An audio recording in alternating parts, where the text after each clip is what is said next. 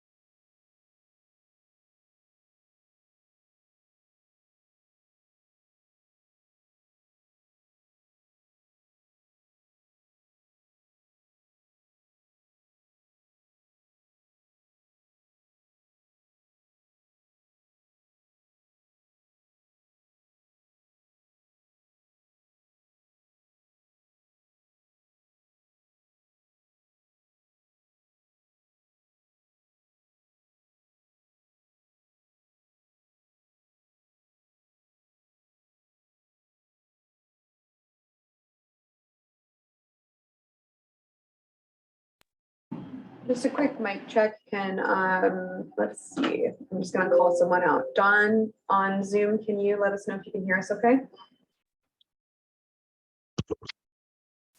Can hear you just fine.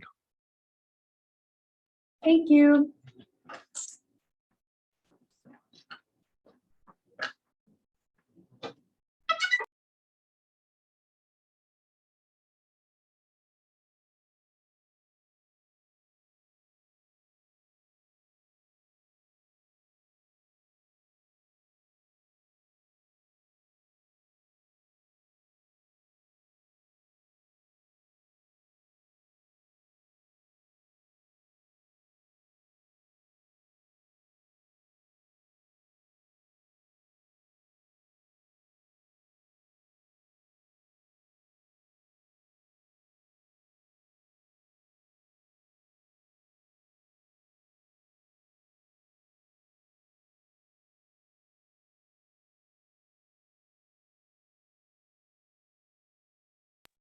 You are unmuted. Okay. Well, good afternoon, everybody. This is Jackson Fox with Fast Planning, and I'm going to go ahead and call the meeting to order. This is the Fast Planning Technical Committee meeting. It is Wednesday, June 7th and 12 o'clock noon. I'm going to start out with introductions of technical committee members I see present. So in the room and on Zoom, I see we have with us today Michelle Denton, Kate Duber, Kevin McKinley, Brett Nelson, Bob Pristash, Bill Rogers, John Tardis, Kellen Spillman, RJ Stump, Jacob Toyer, Danny Wallace, and I believe Yemi Alimi. I believe you're sitting in for Nick Zarnecki today. Is that correct? That's correct. Okay, wonderful. Thanks for joining us. For committee members that I see absent at this time is Justin Burgess, Lieutenant Mike Roberts, and John Weinberger. And I believe Justin Burgess and Lieutenant Roberts stated that they would not be able to make this meeting. But if John Weinberger joins us, I'll announce his presence. For other guests in today's meeting, we have Nathan Stephen, Don Galligan, and Randy Bailey. And then staff, we have Olivia Lunsford, Corey DiRitigliano, Deborah Todd, and myself, Jackson Fox. Anybody in the meeting I didn't announce? Okay, here none. That's who we have with us today. Let's move on to approval of the June 7th, 2023 meeting agenda. Do I have a motion on the agenda?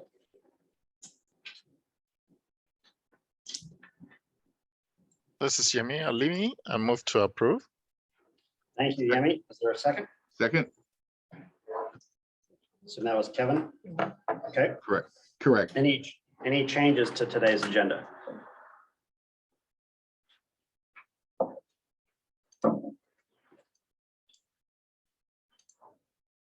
Okay, here none. Anyone opposed to approval of the agenda as presented? Hearing none, we'll consider it approved. That takes us to approval of the May 3rd, 2023 meeting minutes, which are on pages 2 through 6 of the packet. Can I get a motion on the minutes? Motion to approve the minutes? Kevin again? Correct. Is there a second? This is Michelle, a second. Thanks, Michelle. All right, any edits to the minutes?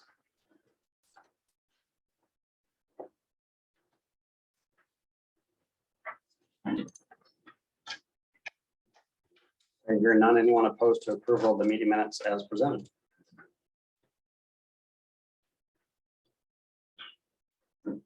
So moved?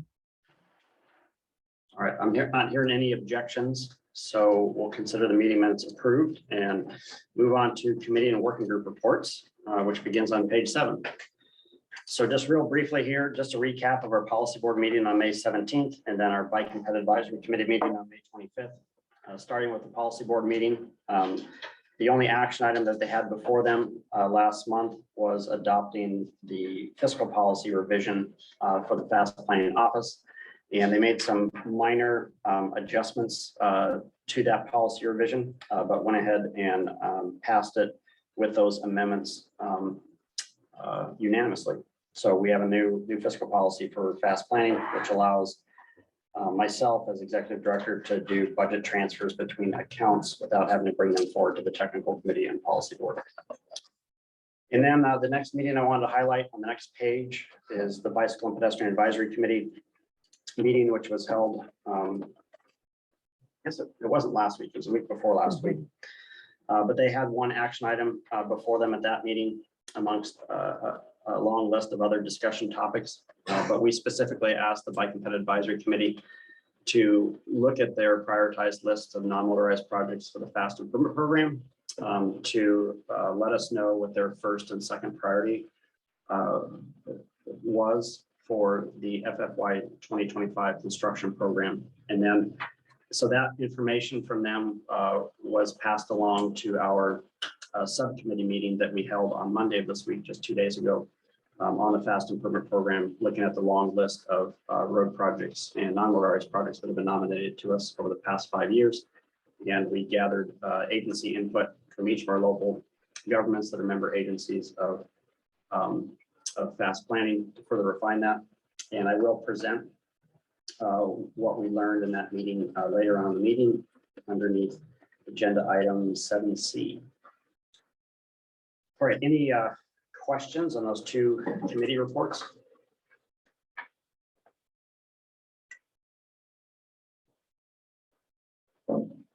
Okay, seeing none, we'll move on to our public comment period. Is there any member of the public that wishes to provide testimony today for anything not listed as an action item on the agenda? I don't think we have any true members of the public here, so we'll go ahead and close the public comment period and move on to old business, item 7A, the congestion mitigation and air quality and carbon reduction program. This is an action item here today, recommendation to the policy board on the official 10-year funding plan that I've developed for these two funding categories.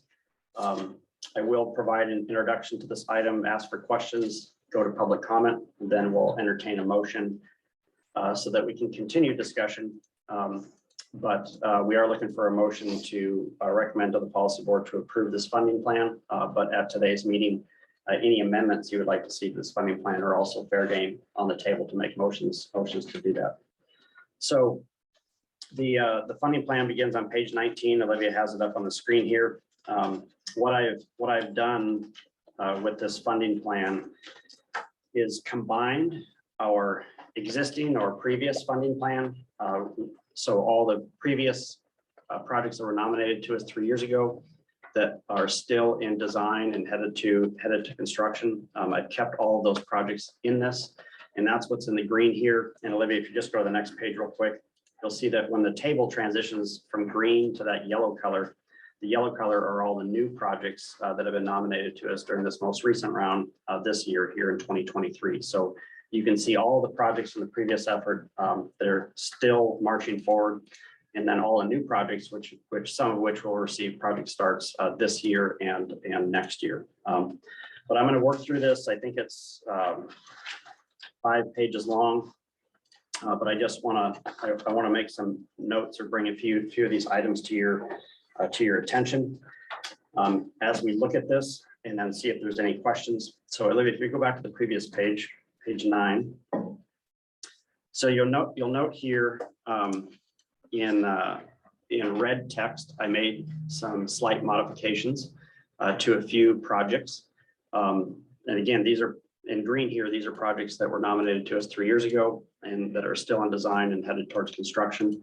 So beginning with the Pearl Creek Elementary access improvements and motor vehicle plugins, that the construction estimate for that project is around is just over $3 million. And to fiscally constrain this funding plan, I had to borrow money from 2025 to get it into construction in 2024. So you'll see that I used advanced construction to fully fund that project, to accelerate its construction to 2024, which means the University Avenue South and bicycle and pedestrian paths will be constructed the year after that in 2025. Just a note, to fiscally constrain this, I did use advanced construction dollars to borrow money from a future year to cover the cost of that. Moving on down to the next project, the University Avenue South bicycle and pedestrian path. This is new. We were going to use our existing allocation of congestion mitigation and air quality dollars to fund the construction phase of this. But provided that this project is on a DOT roadway and serves the airport, a DOT facility, I will be making the official request to DOT headquarters to use some of their statewide congestion mitigation air quality dollars to fund the construction phase. And I have communicated that to Randy Bailey, who's our DOT area planner, and she has notified headquarters that will be an additional request as part of this funding plan. So, and if we are successful with that, of course, that opens up a $2 million hole to get other projects in design and construction, some of the newer ones that were nominated to us. So that's a change. And then for the Pega Road bicycle and pedestrian path, to fiscally constrain this document, I did convert the congestion mitigation and air quality dollars for the design and utility phase to our new carbon reduction program dollars there. And it is the intent to have that project designed and constructed with the Pioneer Park North parking lot and boat launch access project. So these funds would basically be transferred to that larger parent project and combined all underneath one effort, since those facilities will overlap each other and need to be coordinated with each other. Okay, next page.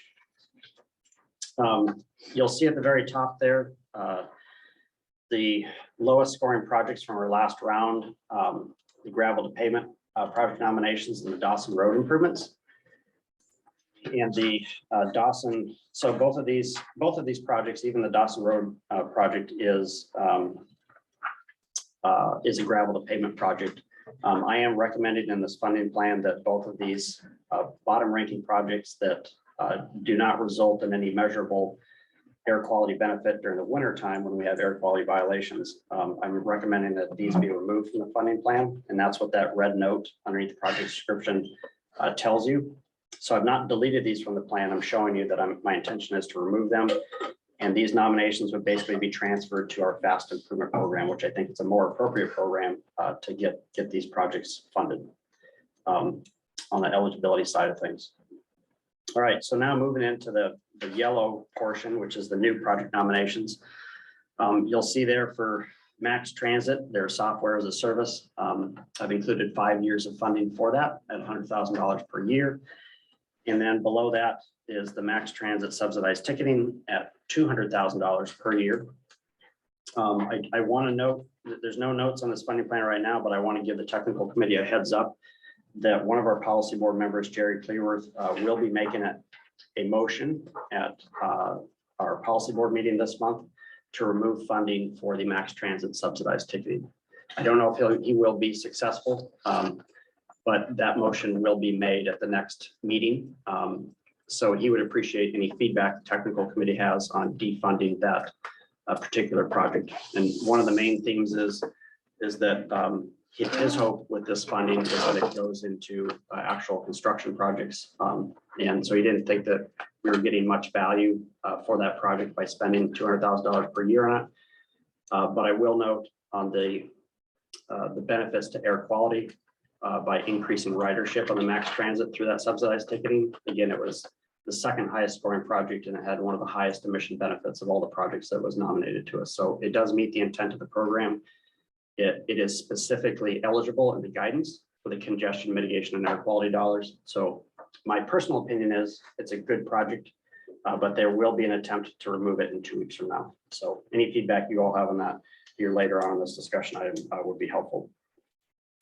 And then below that, Morris Thompson Cultural and Visitor Center enhancements. And we don't need to go to the next page there, but quite yet. But the intention is to combine that with the downtown parking garage enhancements, since the improvements are very similar, to bundle that design effort and construction effort. But the intent is to get those two projects into design this year and to construction in 2025. And then the DOT Northern Region Signal Interconnect that you see there, as I've stated previously, with this funding plan, we are requesting to DOT headquarters to use their statewide congestion mitigation air quality dollars to fully fund that project through design and construction. And so far, DOT headquarters is aware that we'll be making this request, and they seem to be in agreement that that would be a good use of statewide CMAQ dollars. So I'm not expecting a lot of resistance on that, but just to show you in the funding plan, that's what it shows the funding source as. So it's not our allocation to our area, but they're statewide dollars there. And then the University Avenue rail crossing automated train switch. We would like DOT to enter into a utility agreement with the Alaska Railroad Corporation to get that funding obligated this year to pass down to the Alaska Railroad to complete that design and construction effort with limited DOT involvement and no match required of the Alaska Railroad Corporation. So, but we do have funding available to get that obligated this year. It may go to construction next summer in 2024, but we want to obligate those funds now underneath the utility agreement. And in speaking with DOT staff, they seem to be open to that arrangement. So, okay, next page. Again, downtown parking garage enhancements. This project we want to combine with the Morris Thompson Center, Cultural and Visitor Center enhancements, combine that design and construction effort together. The scope, schedule, and estimate that I received from DOT on the downtown parking garage enhancements was in excess of $2 million. We did look at the backup for that estimate and disagreed with a lot of the line items that were included there. Corey in our office did put together our own planning level estimate for that. And we believe that this project, to get it to construction for that list of enhancements, will be less than $500,000. So that's what we're putting in there at this time for a placeholder at that reduced funding amount. But again, that would be in design beginning this year, go to construction in 2025, along with the Morris Thompson Center enhancements. For the local electric vehicle infrastructure deployment plan, we would obligate those funds to initiate that planning effort this year. We just need the funds obligated, and we can get through that scope of services and get an RFP out, which may go out as late as the fall.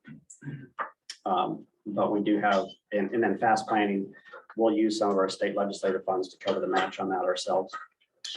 The West Valley High School roundabout.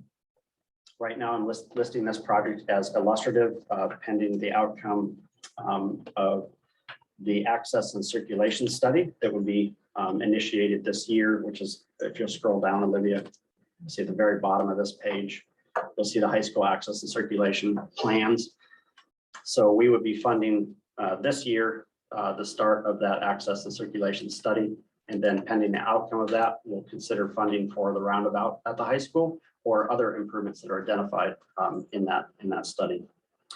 And then the electric vehicle charging stations, we're starting in the middle of the page there. We're starting to get into, we've used up most of our money in 23 and 24, so we've got to start to push things out further in time. So we are planning to initiate a design start for that project next year in 2024.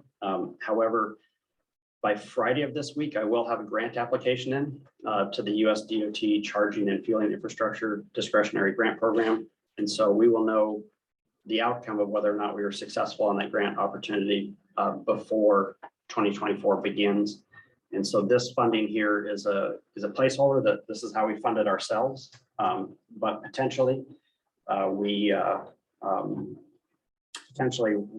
could be successful on a grant application, and then it opens up that money to be spent on other projects. The one below that, the Sheep Creek Road and West Hanau Drive roundabout. Again, as I told you all last month with development of our funding strategy, we are intending to ask DOT headquarters to use statewide congestion mitigation air quality dollars to fully fund the design and construction of that effort. And DOT headquarters seems very open to that possibility. So, so that's how we've listed the funding there. The borough's hybrid fleet vehicle pilot program to purchase 4 sport utility vehicles that are hybrids, provided we have carbon reduction program dollars from 2022 that we've not yet spent. We want to go ahead and get those funds obligated so that DOT can issue an invitation to bid to provide those vehicles to the borough this year. There may be a delay in ordering and delivery of those vehicles, so don't really know when they might arrive, but we'd like to fund that this year since we have some old funding that we need to use it or lose it. And then on the next page, we have the Chino Lake Rec Area bike and pedestrian access via Plaque Road.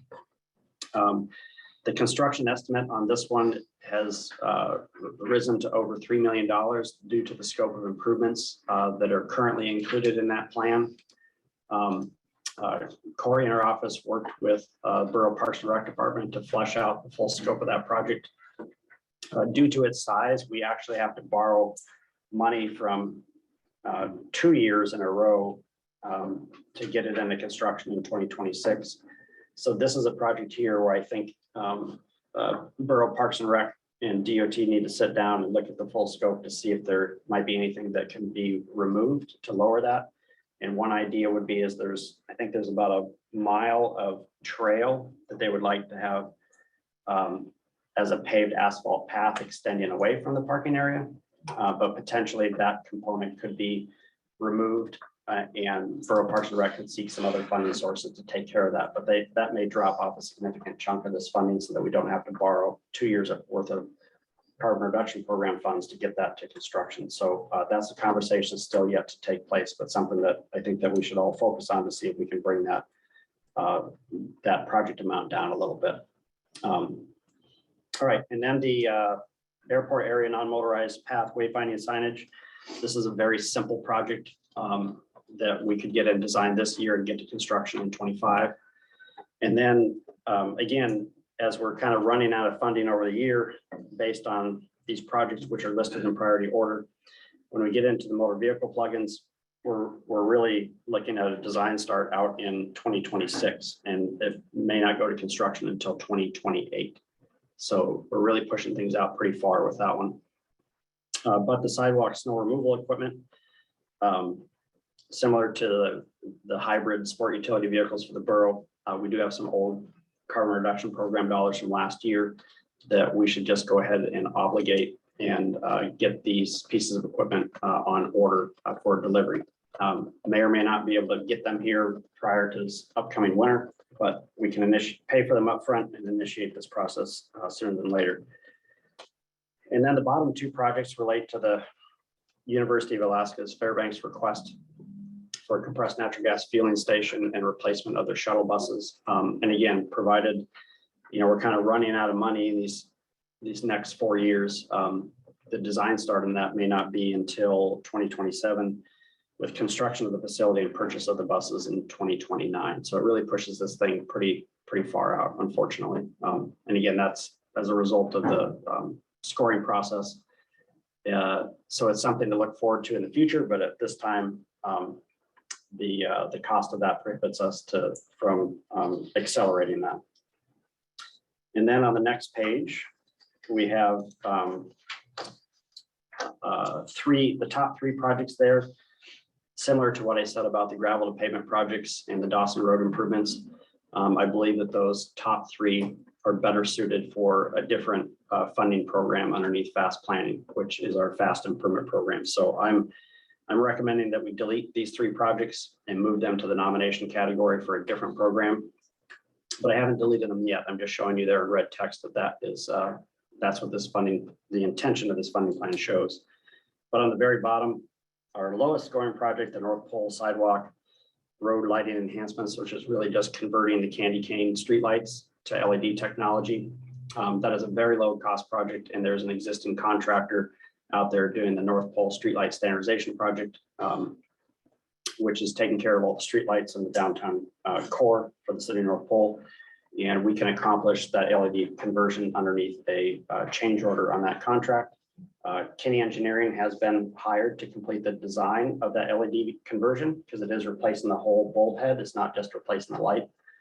And based on the rough estimates, we think about $80,000 will take care of the construction phase for that. But we'll wait to see what the contractor price comes back at. But some of these things are such low lying fruit that even though it's a low scoring project, we can make room for them. And then the last page of this, on page 14, just shows you the funding summary. So this demonstrates our fiscal constraint with the available congestion mitigation air quality dollars that are made available to the PM 2.5 non-attainment area, and fiscal constraint on our carbon reduction program dollars that's allocated to our to fast planning. And then it also shows you kind of per year how much statewide congestion mitigation air quality dollars that we are requesting from DOT headquarters. And when you look at this in 25, 26, and 27, we're asking for about $3 million per year from DOT for statewide dollars that can be spent anywhere else in the state. And on the very bottom shows you how much advanced construction funding that we're using. This is the summary of the funding that we're borrowing from a future year to pay for something in the current year. So this is basically, the bottom table is basically like our credit card balance. That's how we bought something with future money and now we're going to pay it back.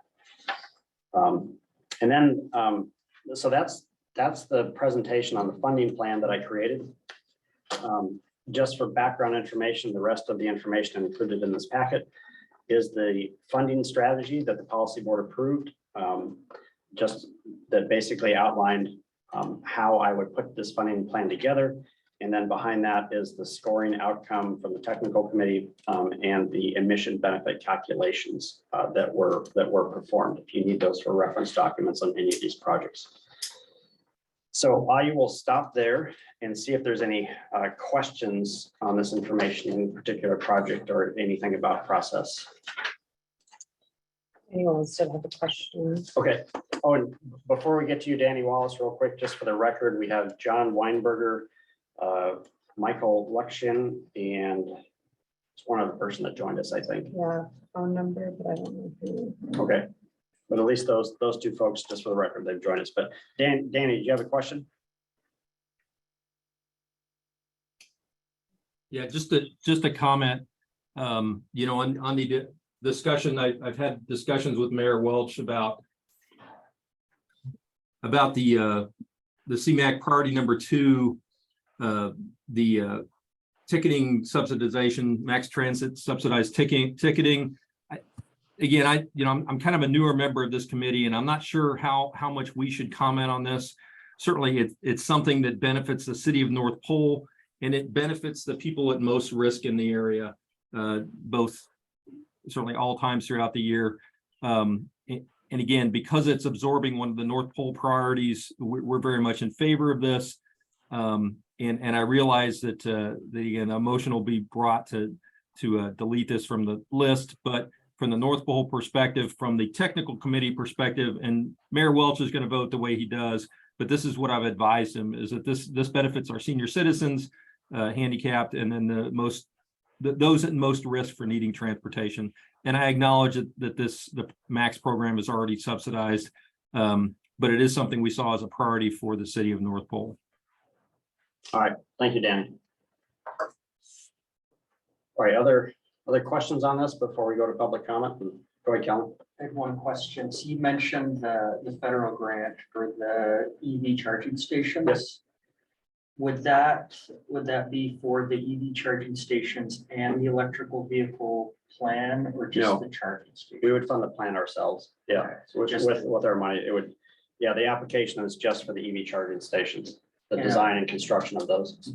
everything, design, construction, operations. Yes, Okay. and 5 years of operations and maintenance. Part of the grant application that we're turning in as well includes public education and outreach activities by the Alaska Energy Authority, because they're a partner on the grant.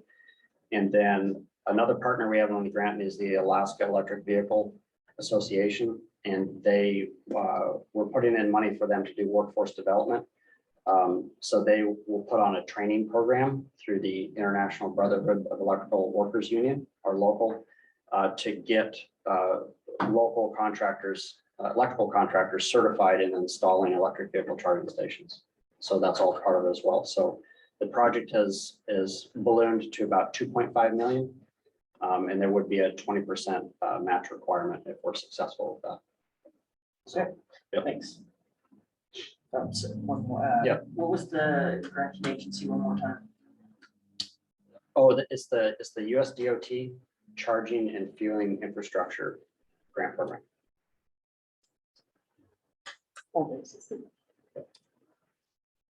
Okay, Bob, you got a question? Yeah, thanks, Jackson. I got a question on the Max Transit, the one that's ranked number 2. Yes.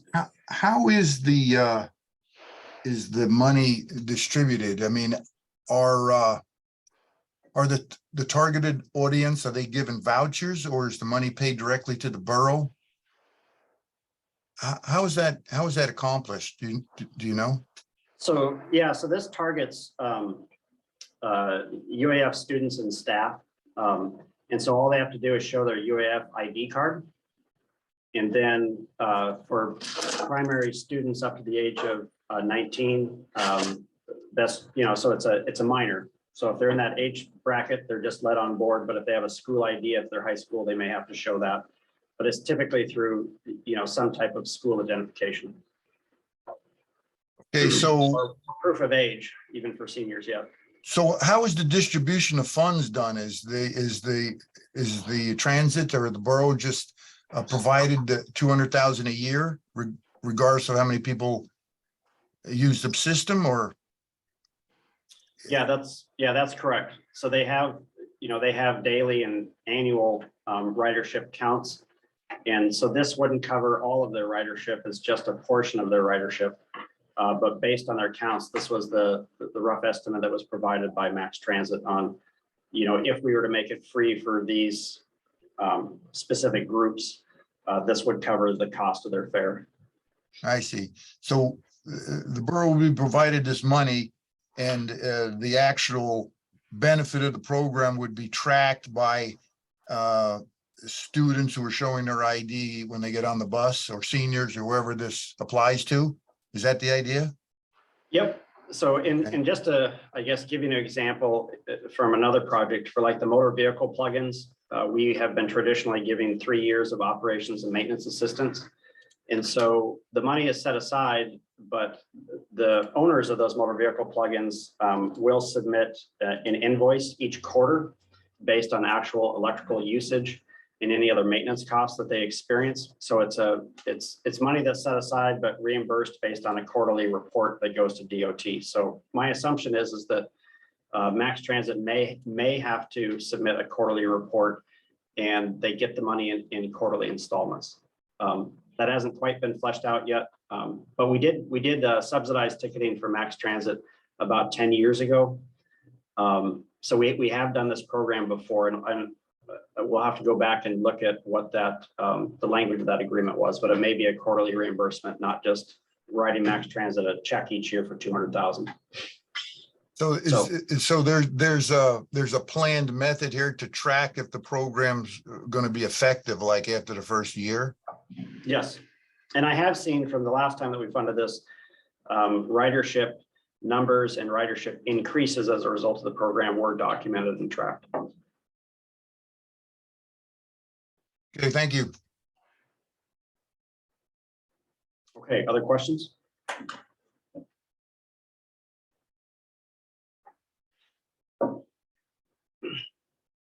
Okay, no questions online. All right, well, let's move on then to our public comment period. Is there any public comment on this item today? Oh yeah, Pam Golden's here with us as well. So Pam and Nathan, do you have any public comment? No. Okay, we'll close the public comment period then. So now I'm looking for a motion on recommending approval of the funding plan to the policy board.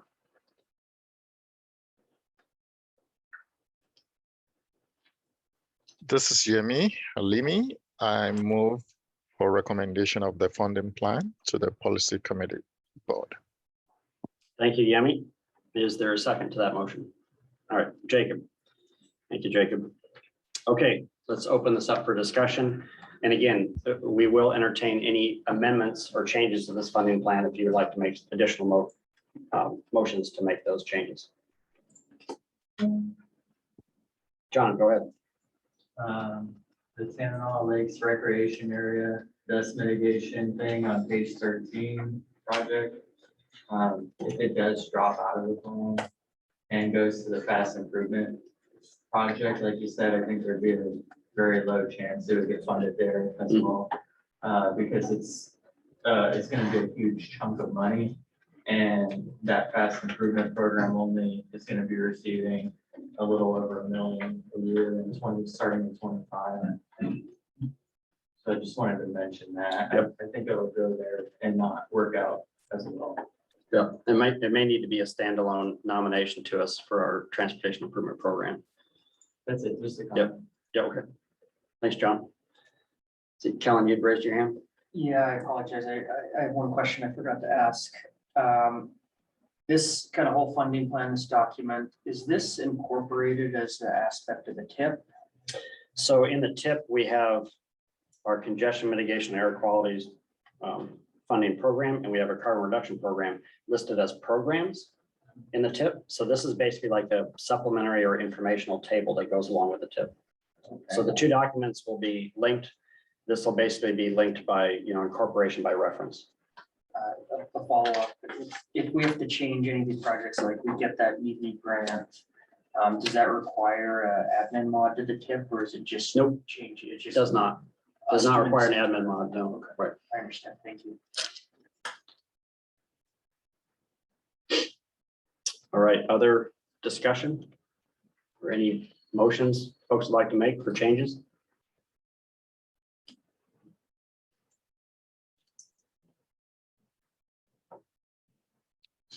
John? I had a question on the other Chino Lakes one. You said we wanted to attempt to lower costs. Yes.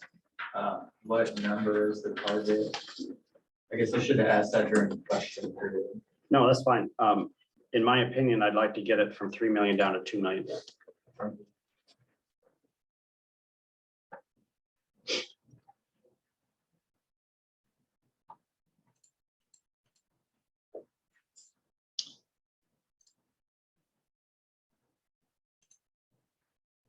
All right, other discussion?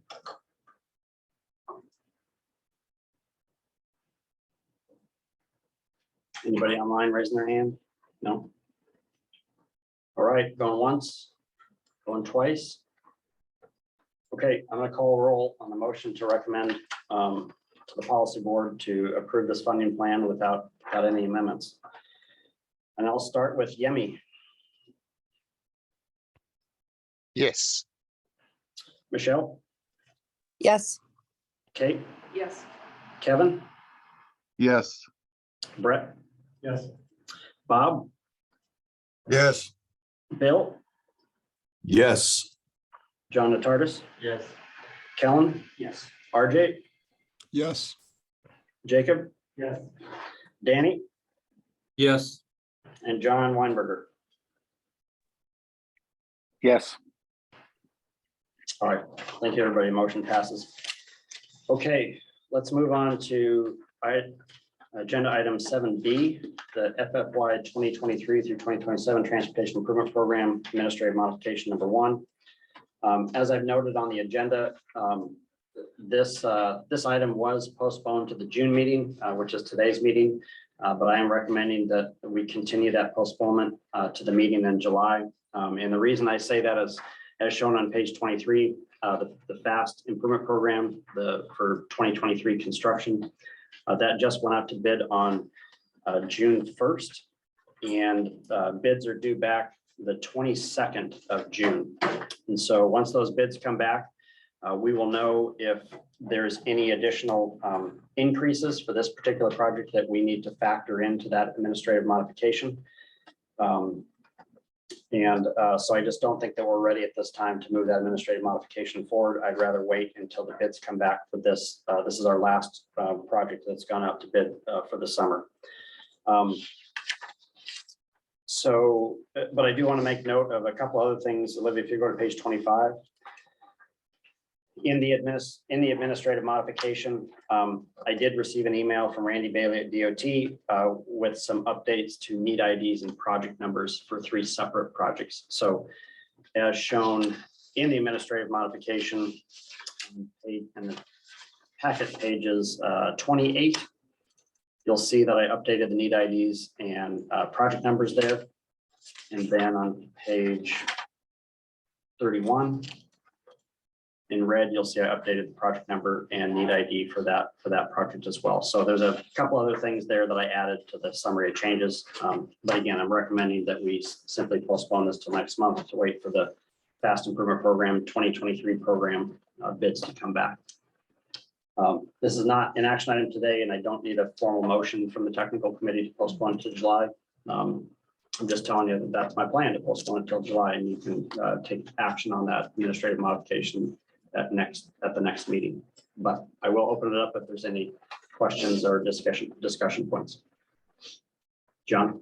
Can we discuss moving money around a little bit or? If you have, yes, if you have any other changes that you would like to see in this administrative modification, we can take note of those now. Okay. And then if we are going to make any other changes, I just need to email something in writing to officially request that. But what do you have in mind? Speaking to the project manager, we were thinking that Lacey Street reconstruction start in 23 to move back a year or two or further. And wanted to move Main Street up to as soon as we can and get as much funding as we can for that, because we can start doing preliminary design work on Main Street that will keep that project moving instead of waiting until fiscal year 25 to do anything. And it's been requested. I know it's showing for $1 million or so in 25, but we were hoping for 500,000 or any amount possible as soon as possible. So moving Lacey out and many back Okay. would be my suggestion for those two projects. Okay. All right. So and that might be possible if that $1 million final design phase, if that cost is reduced. So I guess you'll have to run those calculations and send me an email of what that new phase amount would be so that I can see if I can fit it in. We'll send you. And we'll also want to, I guess, as part of that, of course, DOT would want to communicate with the city, since these are two city projects, to make sure that they're on board with that plan as well. Okay, I'll coordinate with the city, you and the project manager. Okay. Thanks. No, it sounds good. That might be we might be able to work that out. Okay. All right, any other questions or comments? All right, hearing none, let's move on to item 7C, the Fast Improvement Program, federal fiscal year 2025. Begins on page 34 of your packet. Some of you are here at this meeting, some of you are not, but we did hold a Fast Improvement Program subcommittee meeting on Monday from 10 a.m. to noon. This is the copy of the agenda that we worked through to review the Fast Improvement Program policy for this program. We looked at that long list of past nominations over the past 5 years, so a list of projects that have been nominated to us but not yet funded. And then we presented to them the Bike and Ped Advisory Committee's recommendation on what they thought their number 1 and number 2 priorities were to go to construction in 2025. So we have that feedback, we shared that. And then we held an open discussion with our local government partners on what each local government's priorities were for this program in 2025. So we did have full participation by each of the local governments that are member agencies of Fast Planning. And I will present to you here shortly that working list of projects that came out of this meeting. But just a little bit of background, which we presented on Monday. This might be repeated for some, but might be new for others. On the next page, page 35. So for the 2025 construction program, we do have available to DOT about $211,000 for design, which would be available to them as early as October 1st of this year. It would give them approximately a year and a half to complete the design. And in 2025, we have 1.2 million available for a bundle of projects. And then on the next page, page 36. At this meeting, we also went over the kind of the scope of the Fast Plan and Improvement Program, which is really focused on projects that take a little design effort to put together that bid package. Do not require any right-of-way acquisition, very limited utility involvement, if not no utility involvement, and that we strive to, for each year's construction program, spend about 80% of our money on traditional road projects and 20% devoted to non-motorized projects. So in this project bundle, we do want to see a combination of non-motorized and traditional road projects. But again, they're very simple to design in nature. An example would be simply a mill and pave of an existing road to refresh the asphalt out there. And then on page 37, this shows you the outcome of that meeting. Again, we gave floor time to each one of our local governments to let us know what their priorities are. So we have, boxes here for the city of Fairbanks, North Pole, University of Alaska Fairbanks, the borough, a couple different departments. We had rural services represented as well as Parks and Rec. And then the state of Alaska DOT. And then we had an other category where we had a good discussion on the gravel to pavement project nominations to see if any of those would fit. These projects, there's far more projects on this page here than, of course, that we could ever fund with 1.2 million. There might be $10 million worth of projects here. I'm not real sure of the exact number. But basically, John Natardis and his crew at DOT is going to take this list, do site visits, and begin preparing estimates for each of these so that we know what the dollar amount is associated with each one.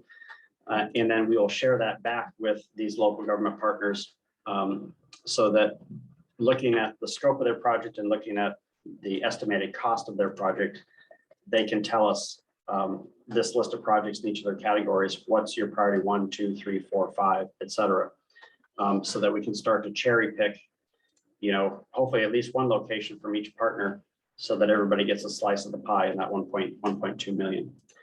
Some of these projects are kind of big, but there is a lot of projects on here that are simply spot repairs that are very low cost in nature, where we could really have a broad benefit across the community for these. So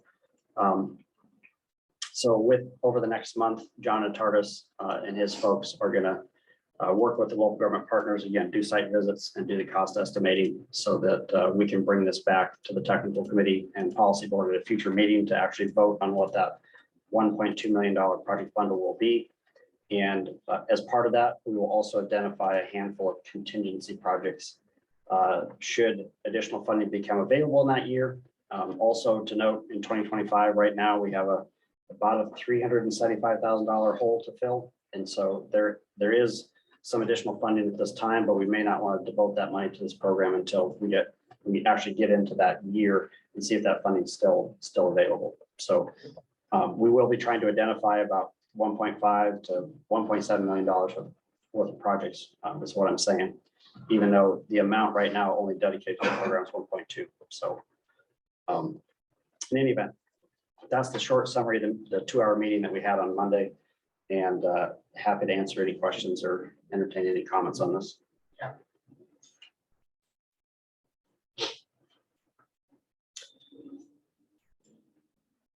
Questions or comments? Okay, hearing none at this time, we will move on to new business item 8A, local crash data within the metropolitan planning area boundary. We have Nathan Stephen and Pam Golden here. I think Nathan has a PowerPoint slideshow that we're going to pull up for him. And I'll turn it over to you, Nathan. Okay, thanks, Jackson.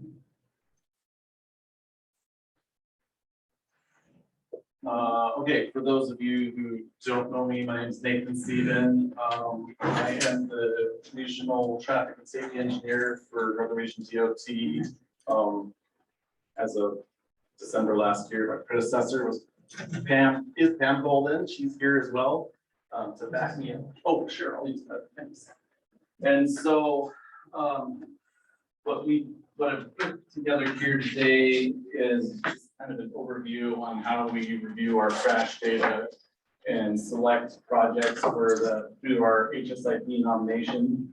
And we were asked, what do you guys do for setting crash rates or projects based on crash rates? And that's something we don't do. But I think throughout this presentation, I'll point out some features why we don't do that and kind of the objectives that we go through in the HSIP nomination that address those. So next slide. Oh, well, there we go. So we'll talk about our crash data. Put together quite a few maps and figures to hopefully help you visualize what we see when we're combing through our crash data. And the two screening processes that we have in our toolbox to use, the TSC, which is Traffic Safety Corridor, and the HSIP, the Highway Safety Improvement Program. And then I can take any questions at the end. So we're going through our crash data. We use the AK Crash Data Portal. The current data set is version 3, which is all crash data from 2013 through right now 2021 is our verified crash data. In the past, we've been maybe 2-3 years behind. It takes statewide quite a while to sift through all the crash reports that come through, whether it's through law enforcement or self-reports. They go ahead and clean those up and then publish them, or send them to our contractor to publishes them on our data portal. So total crashes, when I looked for this presentation, within Fairbanks North Star Borough, from 2013 to 2021, we had 10,000, over 10,000 total crashes. We've asked, and the request hasn't been granted yet, but part of our updates that we've been told we are getting through our crash data data set is for them to outline the MPO boundaries. That's something that they haven't done. So when I got this request a few months ago, I got the boundaries from Olivia, went through and manually threw out all the 2,500 extra crashes outside the boundary, or outside the boundary of the borough. So hopefully this is pretty close to what you guys were looking for on our boundary. So then a more current, up-to-date look is we usually look at the last or the most current 5-year period of crash data we have available to us. So that would be 2017, 18, 19, 20, 21. And for those total crashes we see for within the borough, we're 4,700, and within the boundary, we're 3,700. So go ahead, next slide, please. And this is just a screenshot of our login page. The crash portal, right up here, you can see we're looking at crash data version 3. We have a date range, so here's 2017 through 2021, I believe. And then these are just all, fancy new dashboards that they throw up. You can do quick searches on, how many crashes are split up through the regions. These are just quick overviews to kind of get an idea of what you're looking at if somebody has a quick question, but we typically drill down way deep into this and it doesn't show up very well on a presentation. So getting into the crash types. So I just wanted to show for our whole version 3 crash data set, which is 2013 through 2021. These are all the crash types within the boundary. So you see undetermined, which is most likely those are all vehicle related crashes, but the way they're coded, there may be some information missing, and without going through each crash report individually and counting those, they just mark them as undetermined. So but are undetermined. So you can see how it's broken down, undetermined, animal crashes, motorcycles, off-road vehicles, which are ATVs, side-by-sides, snow machines, pedestrians, bicycles, and then vehicles. Obviously, the largest section there represented by crash types. But I guess the main takeaway I wanted to show by including this whole data set was the trend line that we are going down. The number of total crashes overall is being reduced over this 8-year period. And this is including all crash types, or sorry, all severities. So PDOs, which are property damage only, minors, and then serious injuries and fatalities. So those are the 4 severities that we typically categorize. Hey, Nathan, can I just interrupt you real quick Yeah. here? So this is a pretty shocking graphic showing the number of crashes has gone down over this time period here. And I don't know if later in the presentation, you guys are gonna, I guess, provide us some idea of like what's happening here. I mean, one idea that comes to my head is that, you know, especially over the last few years, there's been multiple brine application, you know, at intersections. And so it eliminates a lot of these fender benders that, you know, on the vehicle crash side, you know, can really spike numbers up. But just by using that brine, you can really bring those down. But anyways, in the presentation, are you going to talk a little bit about why this trend might be occurring, or?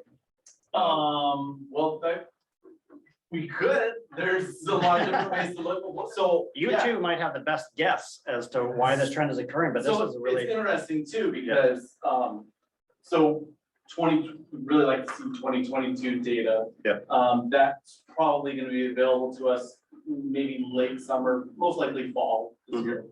But kind of like what happened during this period. Yeah.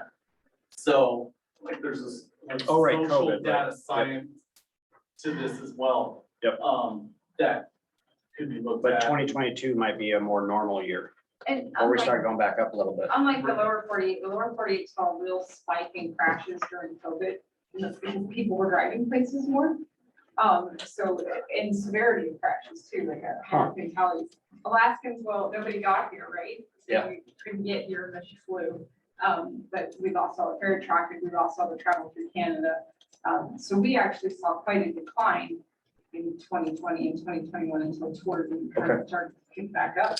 So when you look at other states, 2020 and 2021 were terrible years for fatalities. Yeah. And they weren't for us. And it's just, nobody could get here. So we were all local travel for the most part. Yeah.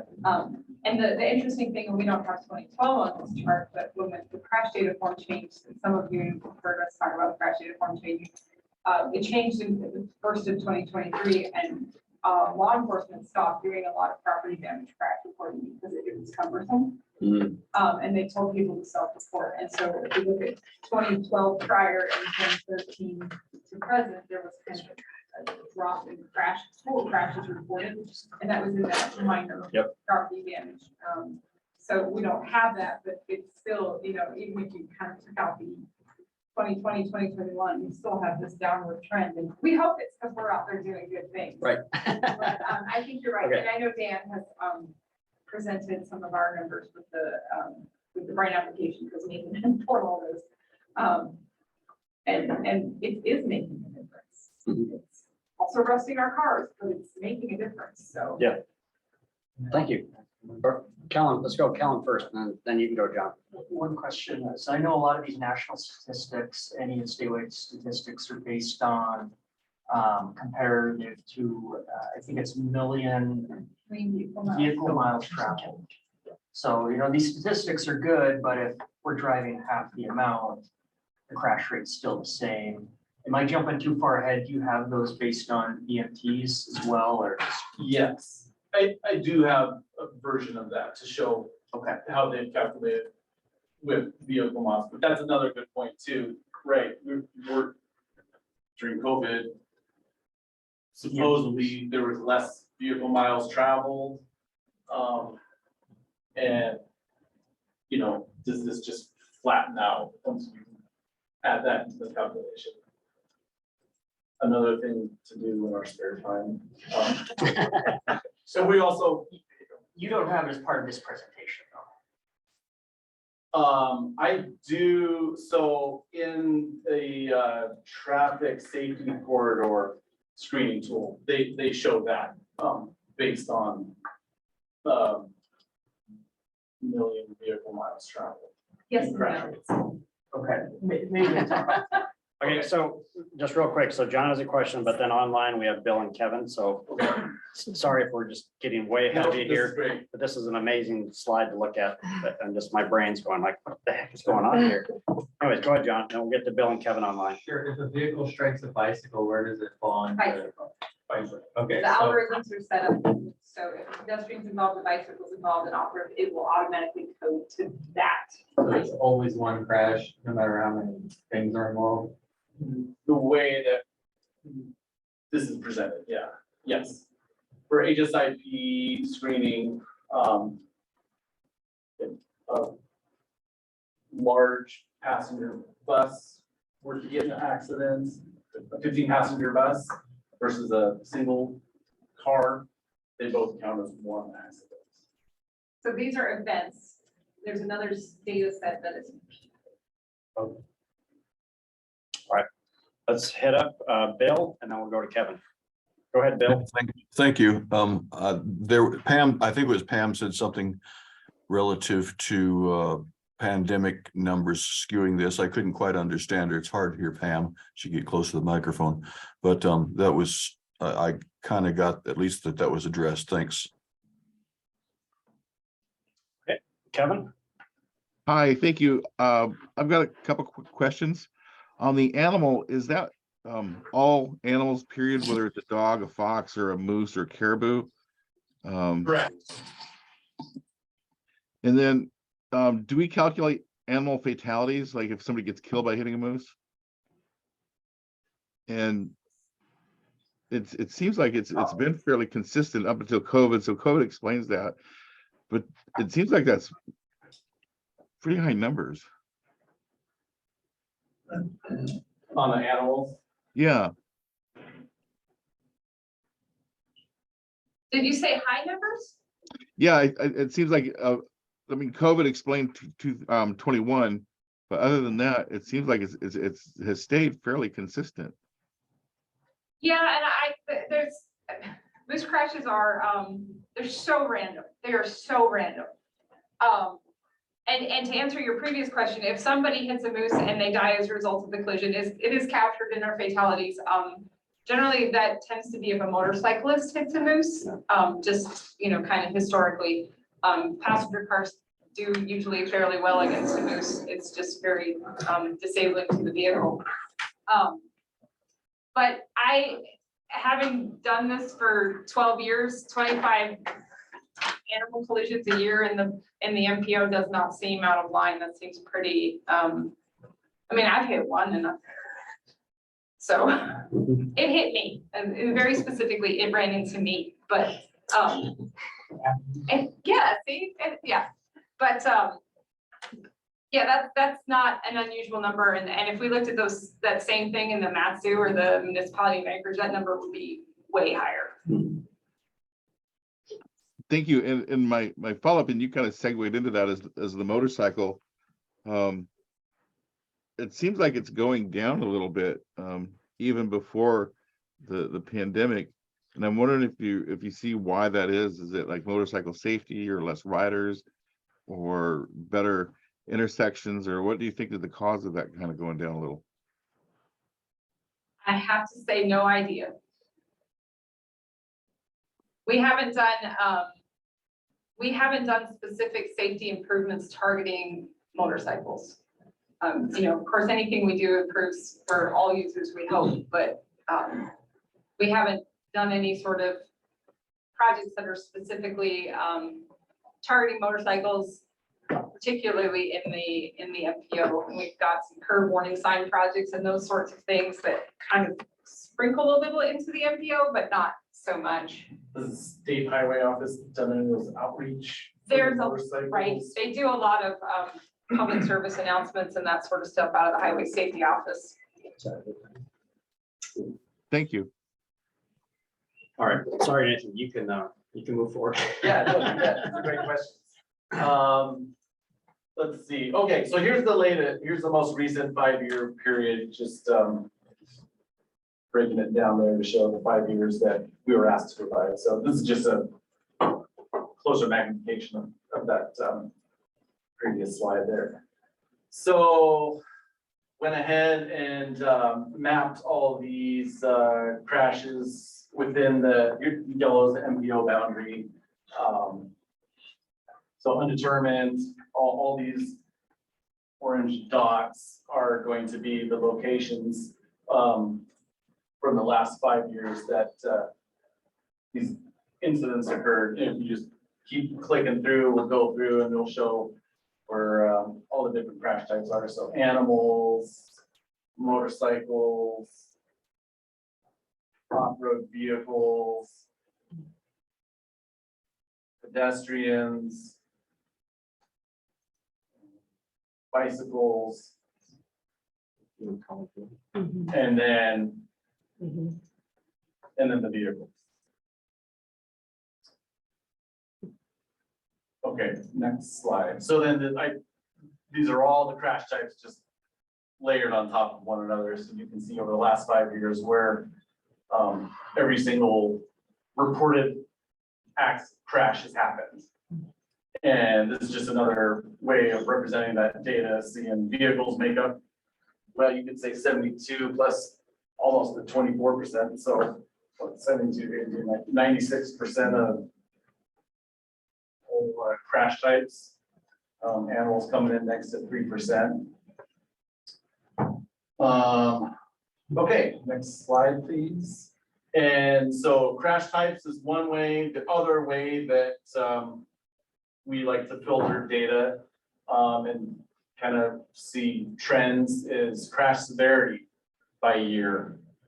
And so blue is property damage, orange is minor, gray are serious, and yellows are fatals. And so again, the severity of the crashes over the last 8 years has gone down.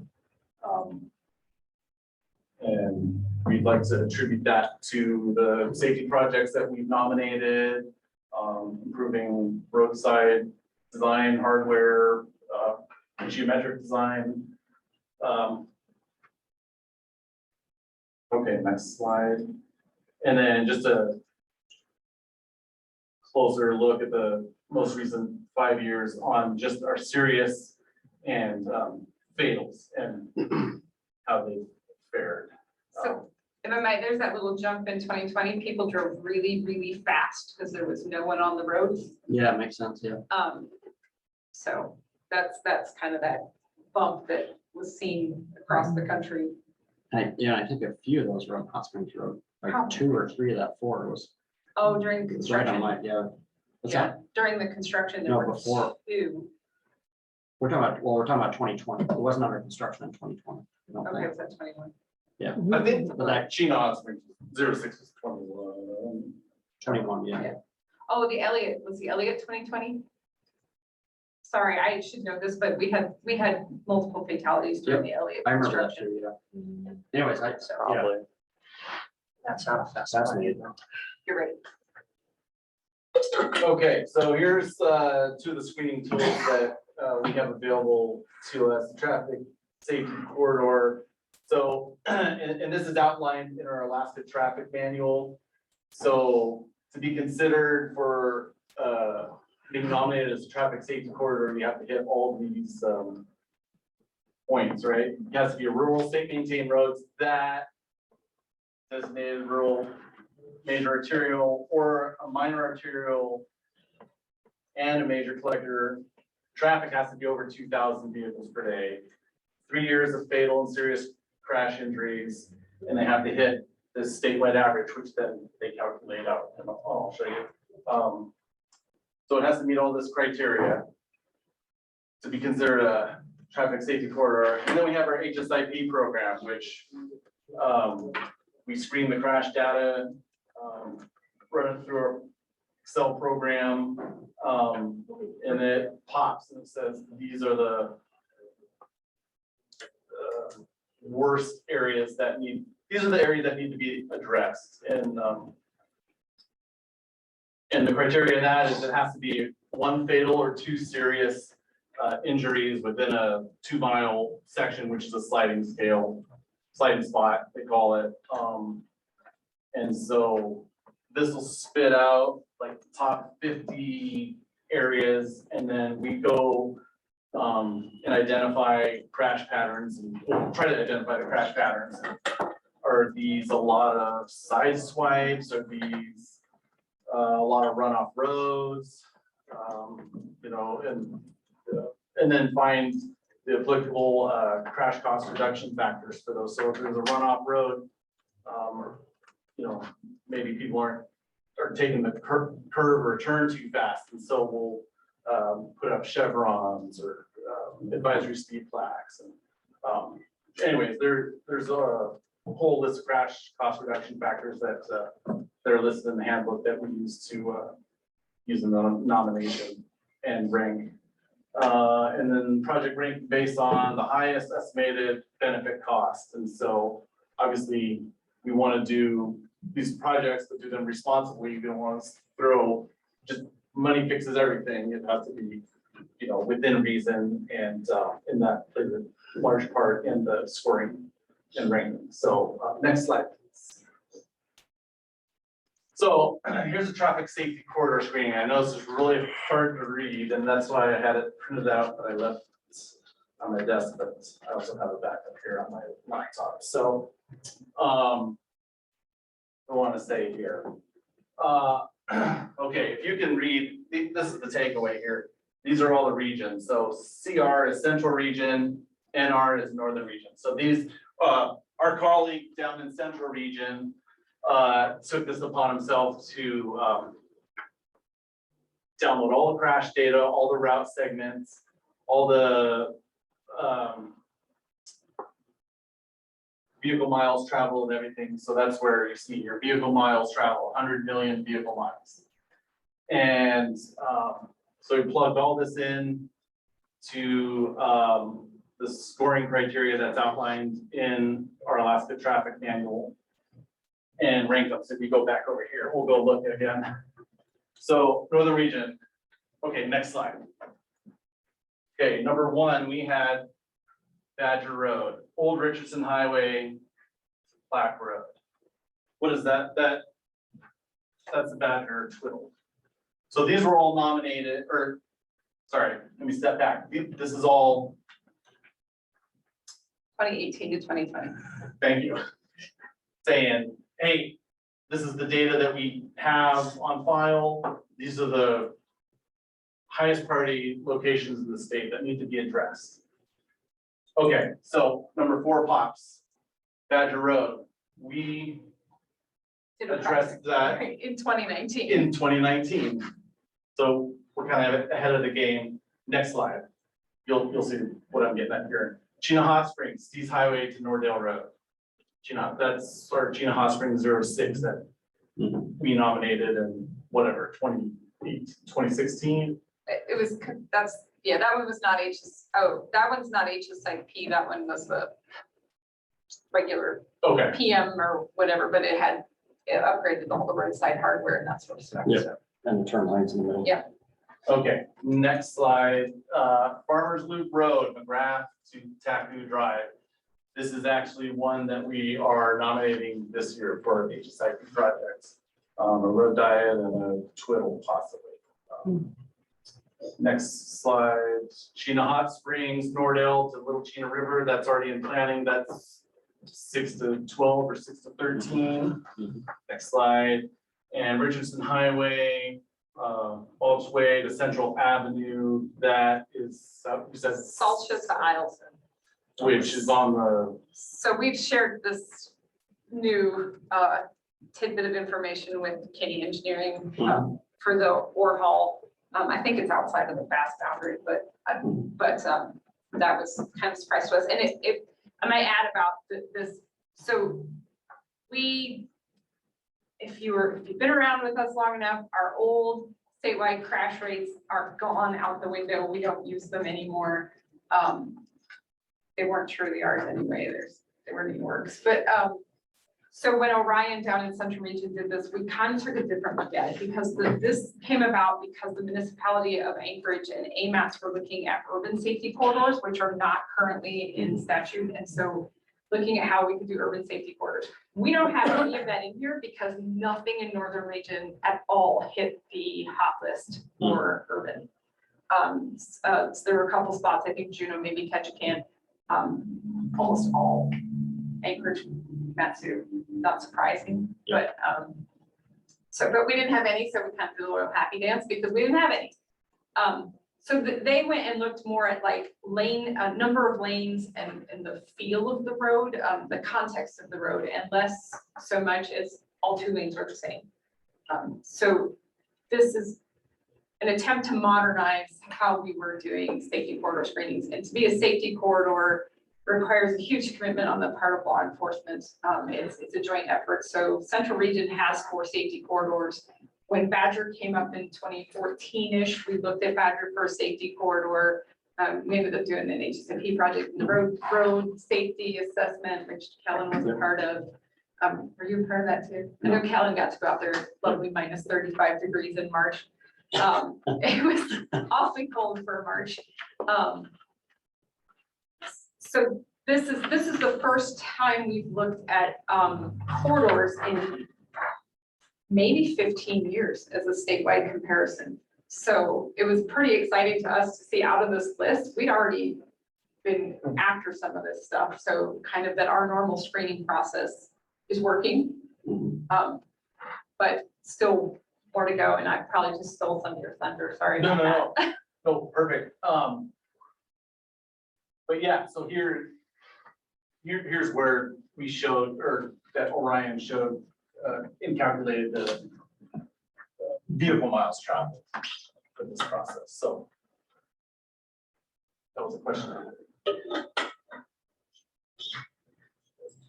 Just one follow-up, just so I'm looking at this whole chart correctly. These are ranked, if I understood correctly, over on the right side, if you don't mind, Olivia or Corey or whoever is driving. And then go up to the header, please. Yeah, it is correct. There, okay, it's Fatal ranked and by serious. fatal and serious per million VMTs. Yeah, 100 million vehicle miles. Okay. So anything above that blue line is over 110% of the newly figured out magical statewide average that they pulled together out of Central Region. We all kind of have a little bit of input, but they have like 8 times the staff. So, Okay, I understand. and then we had the one right below the line, which I think you were. Oh, yeah, Parks Highway. And so the next, yep. So this is the Sheep Creek Road, which we nominated as an HSIP project last year. It's a continuous green chart, green tea. We haven't spoken much about that project because we want to do some pre-outreach before we actually start it. We did nominate a traffic signal at the intersection of Sheep Creek and the Parks Highway. It is a continuous green T, so if you are northbound on the Parks Highway and you're in the right lane, you don't stop, you just continue on through. So that's what that continues. So it's considered an alternative intersection, but there's a real peekaboo problem at that intersection with the curve and a lot of volume on and off of Sheep Creek. It does actually meet traffic signal warrants. We got all that, but I mean, it's out now, we just said it in a very public setting, but we're gonna do some pre-outreach before we officially start the federal dollars flowing to it. And this includes the basically downtown Esther too, right? Yeah, We're having those that's, two. so South Oleana Highway, I assume is the far end. Yeah, because it's 12 miles, so.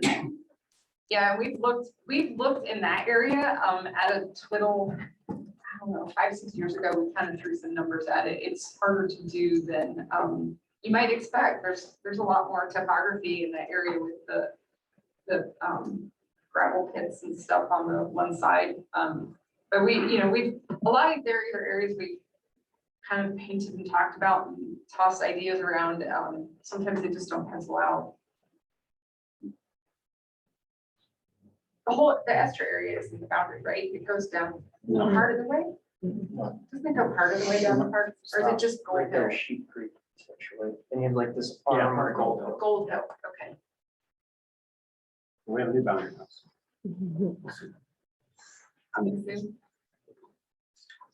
Okay, yeah, this was just showing the boundaries, so if you go to the next slide. So then I just went ahead and plotted, each consecutive slide is gonna go up in years 2017 through 2021, so you can see where the serious injuries are and then the fatals. And yes, I had another, I was gonna say, pay attention to Badger Road.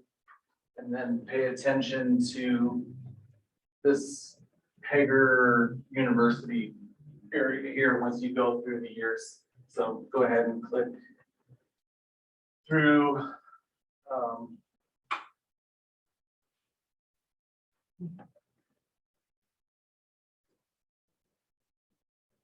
So I don't know, you could look at this and say, hey, how about Badger Road Twiddle? Looks like we solved the major problem with our serious injury crashes there.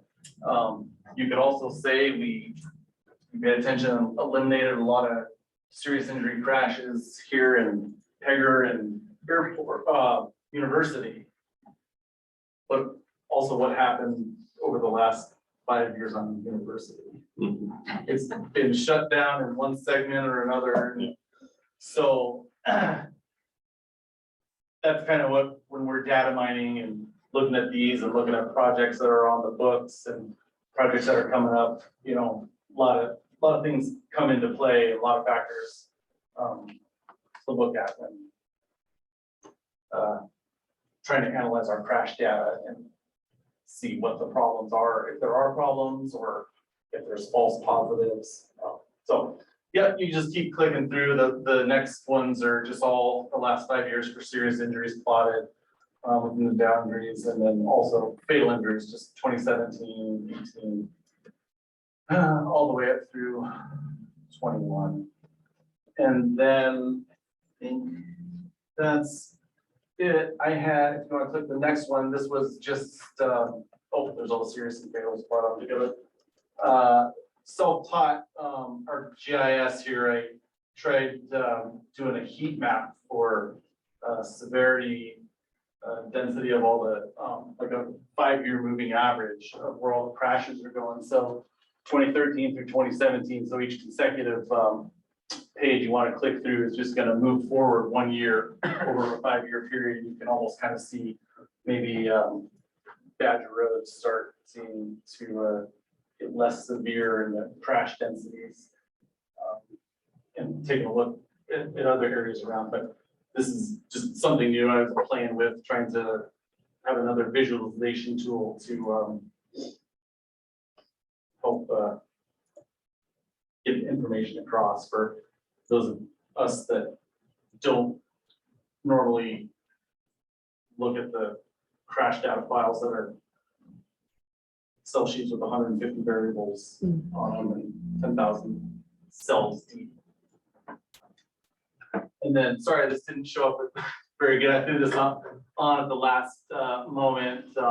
Came to mind that this was the 2024 safety performance measure target recommendations that you guys were a part of it. Yes. So anyways, I just threw those numbers up there, and I'm sorry they aren't showing very clearly. Yeah, this is on the agenda as an action item next. Oh, okay. Support the state safety targets, but yeah, anything you want to contribute to this? And we're at the regions Okay. not involved in the setting of these. It's done, we're not, it's done at the statewide level, it's done with the, I mean, you guys are involved more than we are.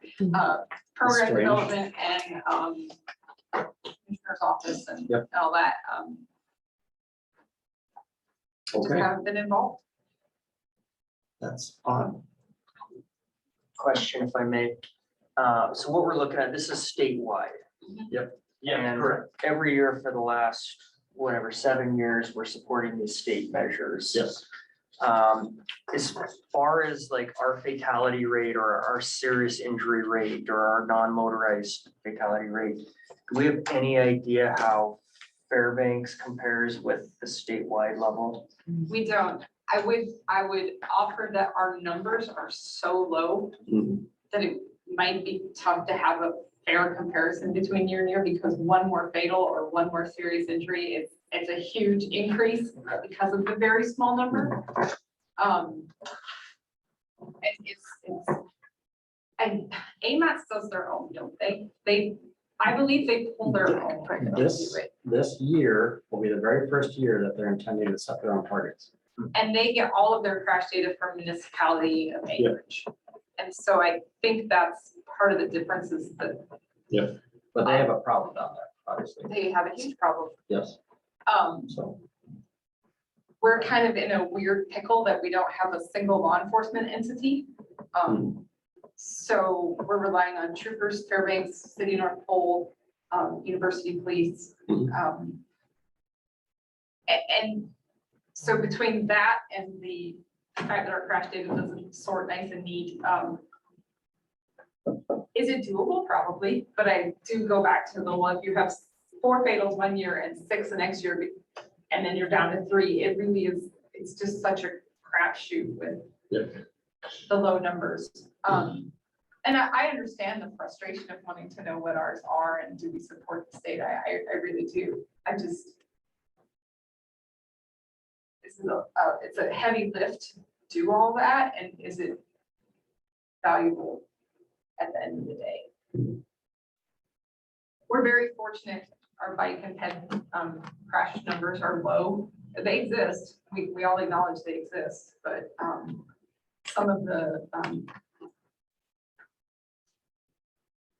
metrics just, again, we don't have the volume of, the good problem is we don't have the volume of those types of crashes to generate useful metrics.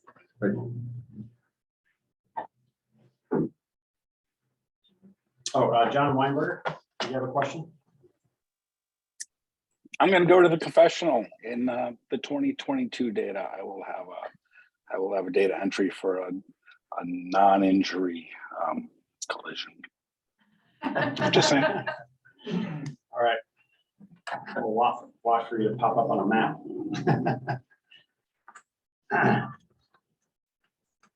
Okay. Well, that was a fantastic presentation, so thank you, Nathan. Yeah, you're welcome. So, but yeah, The questions now, later, email, yeah, you bet. I have a whole slew of clip questions, so maybe I'll just, I'll be pretty quick through these. Can I get a copy of the PowerPoint? Is that Sure. possible? I can email it to you right now. Okay, great. And then one question, I'll give a little preface and then ask my question. We used to use this data all the time. It was through, I think, through roadway information portal when it was public. We could pull the data. Don had access to CARE. I don't think it was through, it wasn't public. He just had access to the database. Okay, because we, as you know, through the Badger Road project, we make a lot of decisions from the land use perspective, mostly from a plating perspective of allowing driveways onto Badger Road or in Esther on the highway or whatever it is. And this data is so useful when talking to that plating board, because they often don't see that side of it. They see the one developer in front of them trying to get a driveway, and what's one big drive? What's one driveway do? One more. Until you have, what did we have on Badger Road, 190 driveways? Yeah. And that's why we had the problem, essentially. So I would love for us to have, I don't know if it's a partnership or a communication, to be able to try to communicate some of these messages and see the actual data when either the planning board or planning commission are acting on some of these. So I don't think that's an issue. Like you guys can request us to pull a crash data. Even Okay. public, anybody can request crash data. We try to clean it. That's the problem, is trying to, that says Badger Road, but if the report says it happened on the Richardson Highway in Southeast. I mean, so we try to clean it up. And so if there is one on a more contentious road, send Nathan an email, and Tim Spry's not here, but Tim Spry replaced Nathan in his old job. So we've got, or he's got, I'm sorry, I have like a foot and a half out the door now into statewide, not just a foot anymore. But so he's got somebody who can help him pull crash data. Okay. So yes, ask those questions if there's one that comes up. Okay, that's just kind of my last comment is that we learned such a good message through that Badger road safety audit of The how big of driveways a are evil. difference. Oh. Exactly, and so much of what we do as fast planning is trying to deal with these problems after the fact. When it's, you know, the land use approval by either the planning board or the planning commission, you know, one at a time that cause a lot of these issues. So really, you know, taking a position, whether it's DOT, fast planning, or the borough, when some of these issues come up and, you know, what is it, death by 1,000 cuts? And then we have to deal with a $12 million project to try to mitigate the impacts of that. So that's it. Thank you. I really appreciate Yeah, it. anytime. I was the thorn in your side for years requesting this, but I really do appreciate it. Yeah, anytime. Just you can email away, so. Yeah, great. All right, any other questions for Nathan? Okay, seeing none. Thank you. All right, appreciate it very much.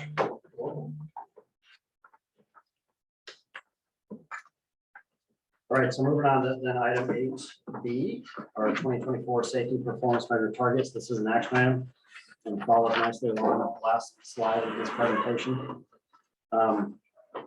Maybe if you look at page 38.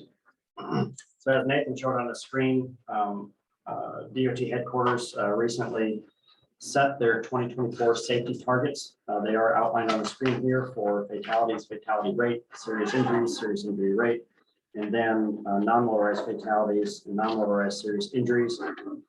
And as I've stated kind of year to year, these numbers are really based on the most recent 5-year rolling average of what's actually occurring on our roadways statewide with regard to fatalities and serious injuries. So so DOT very heavily relies on, you know, how many fatalities there were, how many serious injuries they were, again, across that 5-year rolling average period. And they try to set a target that's close to that, but tries to get those, tries to set a target to get those numbers down. Olivia, if you go to page 41, you'll see the same graphic that Nathan had on the end of the slide that just shows you what those rolling averages were. And then on the far right column shows the target year of 2024. So you can see, you know, for example, on the very top one, the rolling average for number of fatalities across that 5-year period, 75, 74, 72, 72, 70, or roughly 74 projected for 2023. So they set their target near that value as something that, you know, if you set it up to 80, you can easily achieve that probably. But if you set it down near 75, what the current value is, or slightly lower, you know, that's what they're targeting. And again, this is statewide fatalities and serious injuries. The next couple of pages 42, 43, and 44 just shows you all the trending factors that we discuss when when looking at, you know, what the pressures are, whether that's, you know, maintenance or DUIs are up or DUIs are down, EMS response time, distracted driving, seatbelt use. And so we look at these and we kind of forecast over it for the year of 2024, you know, what are areas of concern, what are areas that are fine, and what areas are kind of like low pressure influences. But really to give you an idea of how these safety targets have changed over time or not changed over time, on page 45, you'll see my summary. Kellen did have it right, 7 years worth of us here at Fast Planning looking at these safety targets that DOT has adopted. And as a metropolitan planning organization in line with the Code of Federal Regulations for these safety targets, our organization either has to state our support for the state's targets and support their actions in trying to get these numbers down, or set our own targets for our area. And over the past 6 years, Every single year, we have simply made a motion to support the state's targets rather than create our own. And then what we heard today is that we seem to be having a decreasing trend in fatalities and serious injuries and overall crash rate for that matter. And our numbers make up such a small percentage of the statewide numbers that, in my opinion, it may not be worth it to set our own targets for our area. But of course, that is an option available to us. So with that, I'm just going to open it up. This is an action item, so I'll open it up to questions before we go to public comment and entertain a motion. But any questions?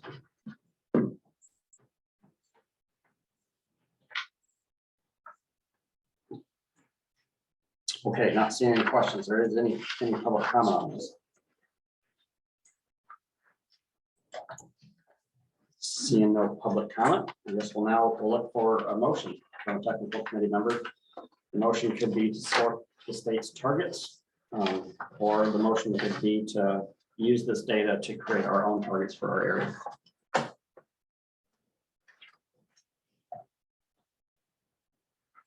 John? I had a question. Okay. Yeah, sorry to go backwards. No, that's all right. It says these targets are for 5-year rolling averages. Yep.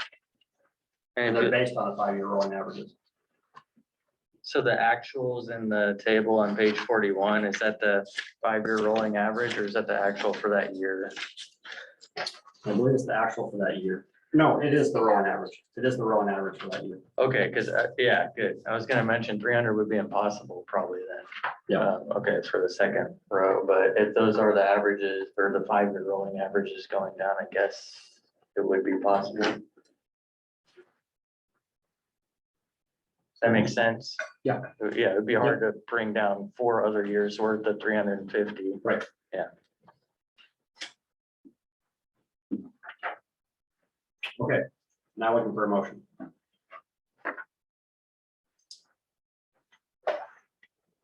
Kellen, go ahead. I'll move to recommend to the policy board to support the statewide safety targets. This is This Yemi is- Alimi. I second the motion.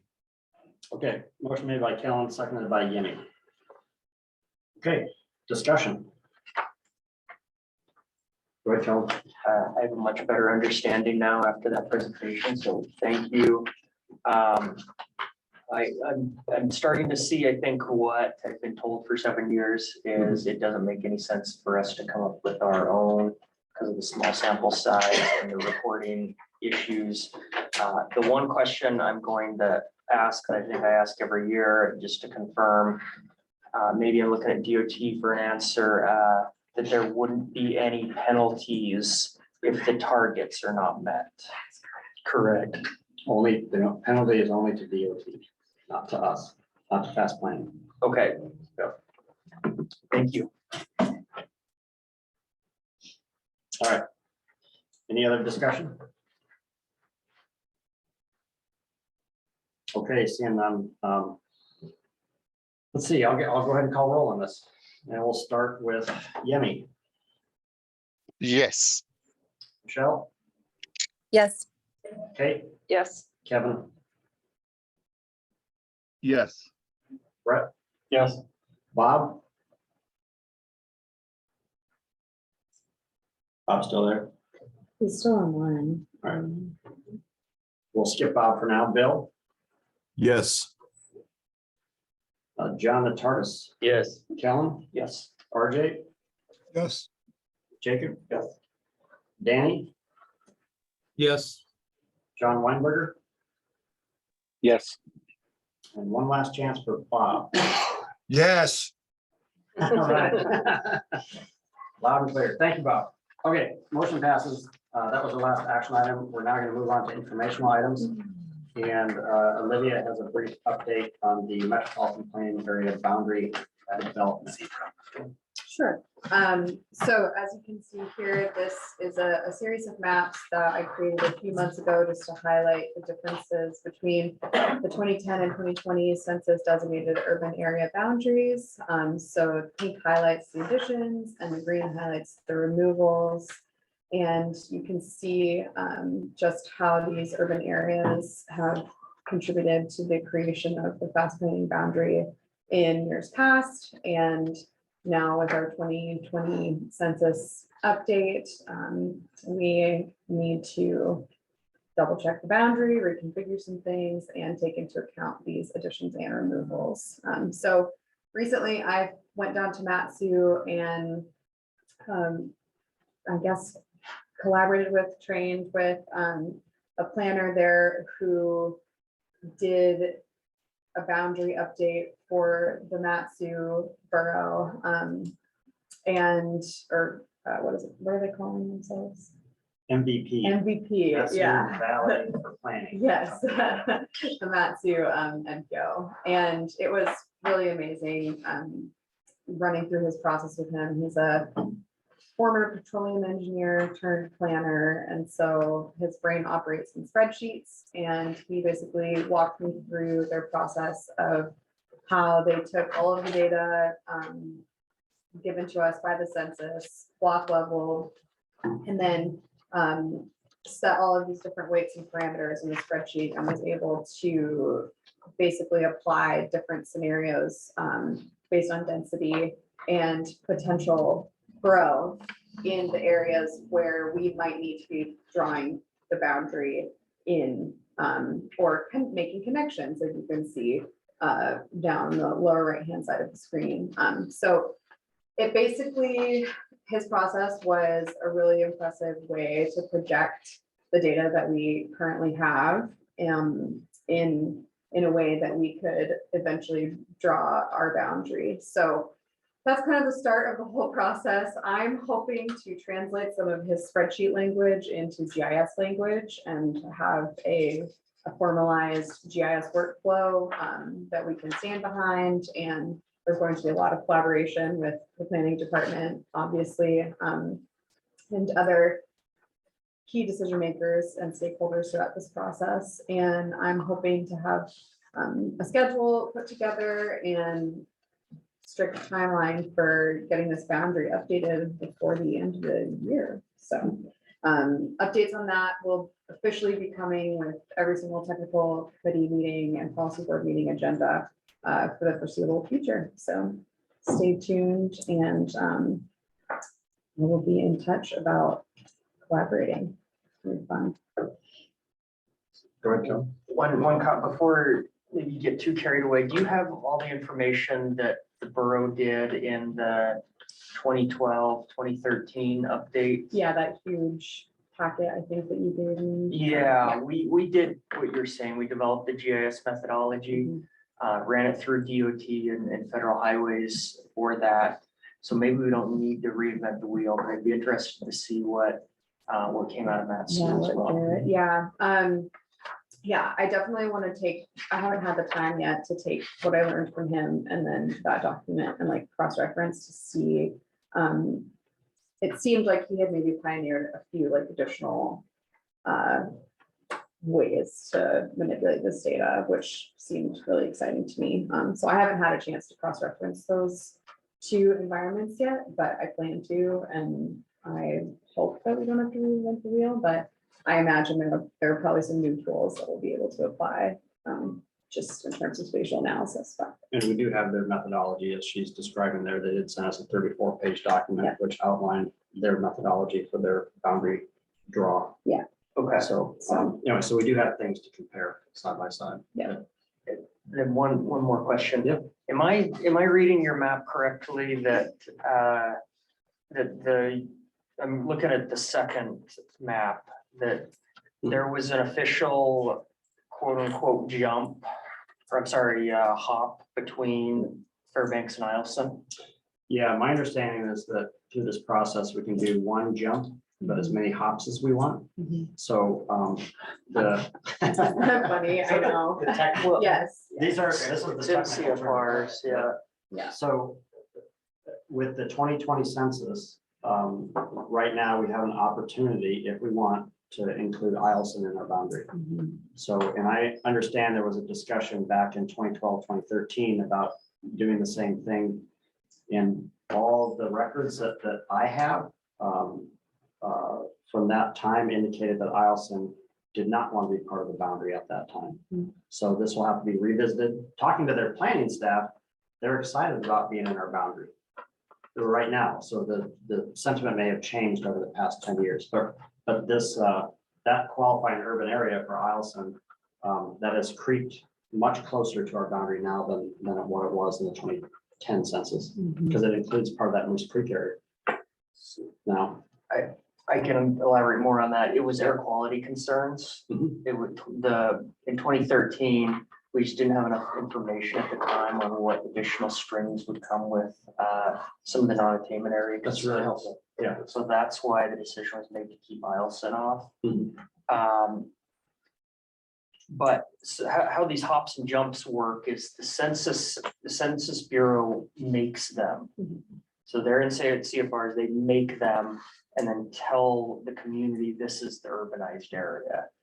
So it'd be interesting to know if these have been officially made or not made. No, they're not officially made. I went in with a measure tool and just measured all of the ones that were within, I mean, Okay, this is the census data, and I was telling Jackson it seemed very intentional. This layer came from the Census Bureau, and it does include everything you see on the screen. So even though they didn't outline or identify the hops and jumps, my assumption is that this whole area qualifies to be connected. so put a request into the census. I had to do this Yeah. last time. You had to go up to the headquarters to see all the official hops and jumps that they made. Okay. So they're the ones that make them. Sure. We don't make them. They've made them with determining the UZA. Very helpful. And I'm getting too into the weeds, but it's kind of like putting a code together to figure out the ones that they've made already. And they don't like to divulge a lot of that because it's kind of looking under the hood of the car, I guess, but they will show you, and I have the ones I can send you the ones from the last census, the ones they've officially made. That'd be helpful too. Yeah, see that. So we know what we're looking for. Yeah, and I'll be interested to put that in relation to the 2010 boundary and just see if I can kind of decode a little bit how they've done it, because I was gonna probably just cut out the main polygon and then do a bunch of spatial analyses within the general area, but there's something that's already done, that's great. Okay, any other questions or comments? All right, seeing none. Thank you, Olivia, by the way. And we'll move on to obligations and offsets, on page 48. So as shown on page 48, our obligations they jumped up significantly since last month, and that's thanks to John Atardis getting the fast improvement program out to bid. So that funding for construction has been obligated, and we will wait to see what bids come back in at. But that was an increase there. And then on page 50, we got our offset balance out of the red. So this is in part to project control, closing out a few project phases for us, but then also there was one particular project that they found out was closed, but then the offset money was given back to DOT, not to us. So I noticed something, showed it to them, and anyways, we got our money back. So, but we do have an offset balance right now, roughly about $100,000. So that's good. We are out of the red at this time. And then last page is project closures, and that list hasn't changed. So any questions or comments on obligations and offsets?